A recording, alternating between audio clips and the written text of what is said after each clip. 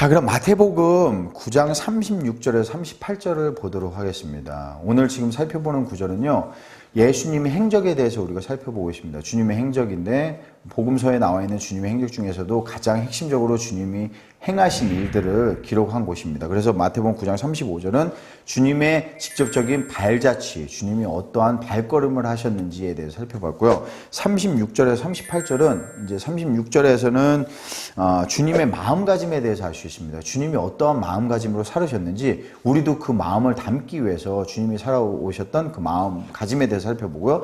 37절과 38절은 주님께서 우리에게 남겨주신, 제자들에게 남겨주시고 당부하신 그 말씀은 무엇인지, 우리가 어떠한 것을 해야 되는지 그것에 대해서 살펴보도록 하겠습니다. 먼저 36절을 살펴보겠습니다. 36절을 보시면은 무리를 보시고 민망히 여기시니 이는 저희가 목자 없는 양과 같이 고생하며 유리함이라 라고 되어 있습니다.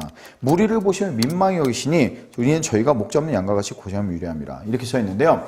자, 이 부분이 우리가 이해해야 될 부분은요, 그냥 평범하게 지나칠 수 있는 문장입니다. 예수님께서 무리를 보시고 민망히 여기셨구나 라고 생각할 수 있지만요, 실질적으로는 굉장히 놀라운 구절입니다. 왜냐면은 여기에 나와 있는 스플랑크니조마이라는 단어가 사용됐는데요, 물론 이게 과거 형태로 쓰여져 있기 때문에 에오리스트라는 특별한 형태로 쓰여져 있기 때문에 에스플랑크니세이라는 단어로 사용이 되어 있는데, 실제 원문이 되는 단어는 민망히 여기다, 불쌍히 여기다 라는 뜻인데, 그 뜻을 우리가 좀 살펴볼 필요가 있습니다. 그 뜻이 무엇인지요?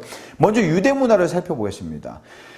이게 왜 놀라운 것이냐 라면은, 유대 문화에 민망히 여기고 불쌍히 여기는 문화 자체가 존재하지 않았기 때문입니다. 예수님께서 이 마음을 품으셨다는 것은 이 마음 자체가 유대인들에게는 굉장히 미움의 대상이 될 수 있는 것이었을 거예요. 왜냐? 살펴보겠습니다. 레위기서 13장에 보면 뭐라고 되어 있습니까? 무엇인지 누가 몸에 상처가 나거나 어떤 피를 흘리거나 반점이 생기거나 이런 사람들은 어떻게 했습니까? 이 사람들을 치유해 주는 것이 아니라 성 밖으로 나가야 됩니다. 이 사람들을 다 내보내라고 되어 있습니다. 어떠한 특정한 뭐가 몸에 발견된다거나 그래도 나가야 되고, 무엇인가 상처를 입어도 성 밖에 나가야 되고, 피를 흘려도 나가야 되고, 무엇이든지 다 부정한 것이라고 해서 우리는 어떻게 보면 불쌍히 여기고 치유해 줘야 될 일인데도 그렇게 하지 않고 이러한 사람들을 다 내쫓는 것을 살펴볼 수가 있습니다. 이것은 민망히 여기고 불쌍히 여기는 문화가 없었기 때문입니다. 그러면 또 하나 살펴보죠. 우리 선한 사마리아인의 이야기를 알고 있습니다. 선한 사마리아인의 이야기를 보시면은, 자, 어떤 한 사람이 길에서 상처를 당해서 피를 흘리면서 쓰러져 있었습니다. 먼저 그 앞을 누가 지나갑니까? 제사장이 지나갑니다. 제사장이 지나면서 보고 어떻게 할까요? 구해주고 도와주나요? 그렇지 않습니다. 돌아가죠. 부정하다고 해서 돌아갑니다. 레위인이 또 지나갑니다. 레위인이 지나가면서 그 사람에게 정말 불쌍하다라고 생각합니다. 그렇지 않습니다. 그 사람이 부정하다고 해서 또 돌아가지 않습니까? 근데 그 사람을 누가 고쳐주죠? 사마리아인, 우리가 이방인이라고, 유대인이 이방인이라고 불렀던 그 사마리아인이 그 사람을 고쳐주지 않습니까? 그것처럼 유대 문화 속에는, 지금 당대 이 시대 속에, 이 유대 문화 속에는 누군가를 불쌍히 여기고 민망히 여기는 일이 없었다는 것입니다. 또 하나 살펴볼까요? 예수님께서 길을 가고 계셨습니다. 길을 가고 계시는데 소경이 주님이 오신다는 이야기를 듣고 뭐라고 그랬습니까? 다윗의 자손 예수여 나를 도우소서 라고 얘기하지 않습니까? 다윗의 자손 예수여 라고 얘기를 합니다. 도우라고 얘기를 하죠. 도와달라고요. 그때 주변의 사람들이 뭐라고 그랬습니까? 눈을 보지 못하는 사람인데요, 그 사람에게 화를 냈어요. 야야 저리 가, 조용히 해 라고 얘기를 했어요. 제자들은 심지어 예수님에게 가가지고, 예수님 저 사람이 제가 저 녀석이 너무 떠들고 시끄럽게 하니까 멀리 가라고 하십시오 라고까지 얘기를 했습니다. 하지만 주님은 어떻게 하셨습니까? 그를 치유해 줬습니다. 오라고 해서 네가 무엇을 원하냐고 물어보고요, 그를 치유해 줬습니다. 그랬더니 그 사람이 그 시로 주님을 따랐다라고 기록이 되어 있습니다. 주님은 여기에 나와 있는 것처럼 36절에 보시면은 이돈데 투스 옥슬루스라고 하고, 그 다음에 아까 말씀드린 스플랑크니조마이라는 그 단어가 나오는데, 자, 언제든지입니다. 이돈이라는 단어는 언제든지 보셨을 때예요. 그냥 어떤 특정한 사람들이 모여있는 데를 기억하고 거기를 가서 그 사람들을 보았을 때 민망한 마음을 품으신 게 아니라, 언제든지 어디서든지 무리가 모여있는 것을 보실 때마다 주님께서 민망한 마음을 품으신 겁니다. 그럼 스플랑크니조마이라는 것은 무엇입니까? 민망히 여기다라는 것은요. 이 단어는 스플랑크니조마이라는 단어는 어떤 제사를 우리가 먼저 이야기를 해야 되는데요. 구약 시대의 제사법을 보면요.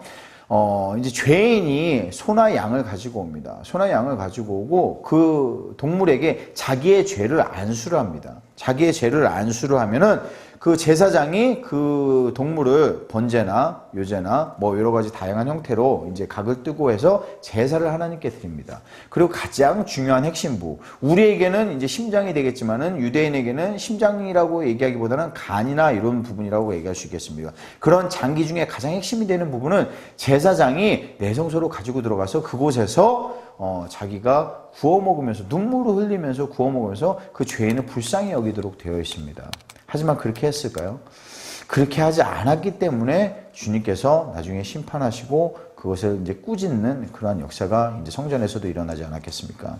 그것처럼요, 불쌍히 여기는 문화가 없었는데 지금 예수님께서는 무리를 보실 때마다 어떤 마음으로 불쌍히 여기셨느냐? 자기의 살아있는 심장을 도려내는 듯한 그러한 아픔으로 정말 그 죄인들을 아파하고 죄인들을 불쌍히 여기고 긍휼히 여기는 그 죄에 대해서 긍휼히 여기고 그렇게 살 수밖에 없는 그 죄인들을 불쌍히 여기는 마음으로 자기의 살아있는 심장을 도려내는 듯한 아픔을 느끼셨다는 것이 여기에 나와 있는 주님께서 민망히 여기셨다는 마음입니다. 그 민망히 여기셨다는 근거가 나와 있습니다. 그 근거가 무엇이냐면은 이는 저희가 목자 없는 양과 같이 고생하며 유리함이라 라고 되어 있습니다.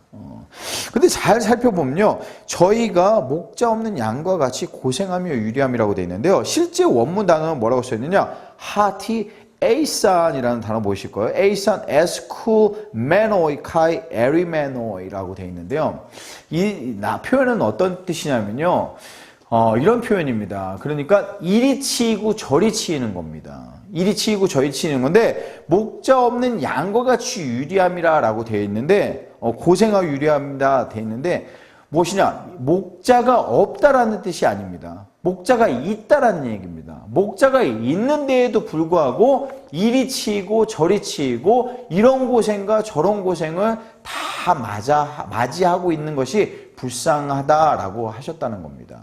자, 요즘 교회가 어떻습니까? 지금 현재 우리의 모습과 많이 비슷하지 않습니까?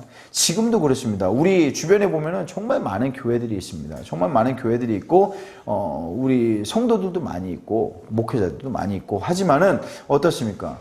우리 지금 만약에 이 시대에 주님께서 돌아오시고 우리의 교회를 바라본다면은 이와 같이 이야기하지 아니하실까요?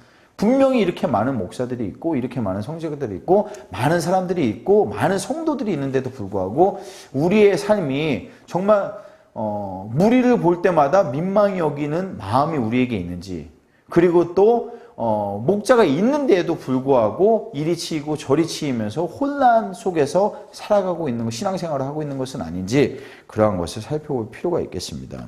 그래서 36절에서는 주님의 마음가짐, 주님이 어떠한 마음가짐을 가지고 사셨는가라는 것을 볼 수가 있고요.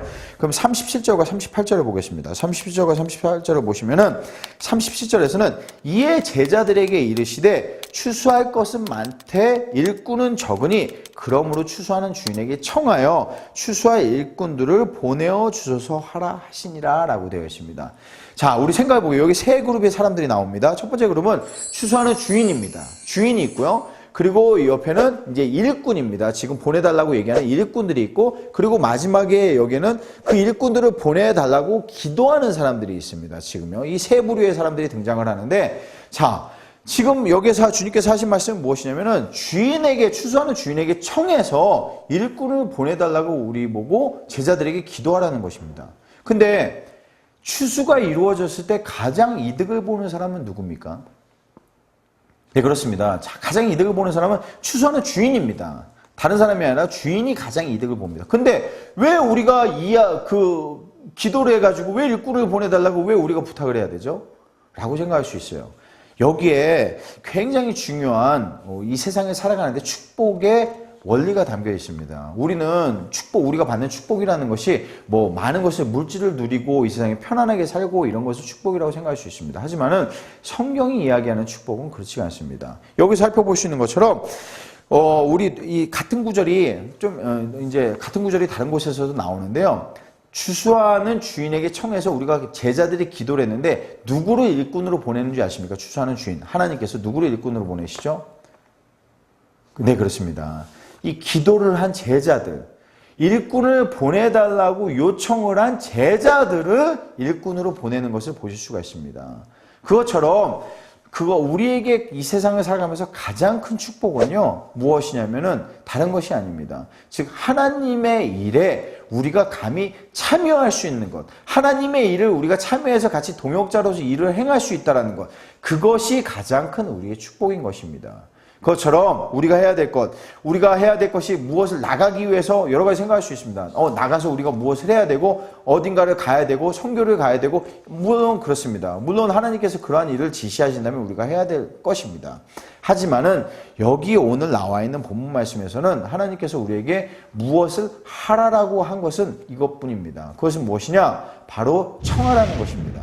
일단 우리의 마음이 준비되어져야 하나님의 일을 할 수 있고 하나님의 뜻대로 그 일을 할 수가 있습니다. 그렇기 때문에 하나님께 청해서 정말 이 세상을 둘러보면은 하나님의 일을 할 것이 너무나 많이 있습니다. 너무나 많은 이 일들을 할 수 있는 일꾼을 보내달라고 기도하는 일입니다. 그럼 그 기도하는 일이 이루어졌을 때 하나님께서는 어쩌면 우리의 마음을 바꾸셔서 우리가 축복된 자리에서 하나님의 일을 동역하면서 행할 수 있는 그러한 위치에 우리를 놓아주시지 않을까라는 것도 우리가 생각해보고 기대해 볼 수 있겠습니다. 자, 그래서 오늘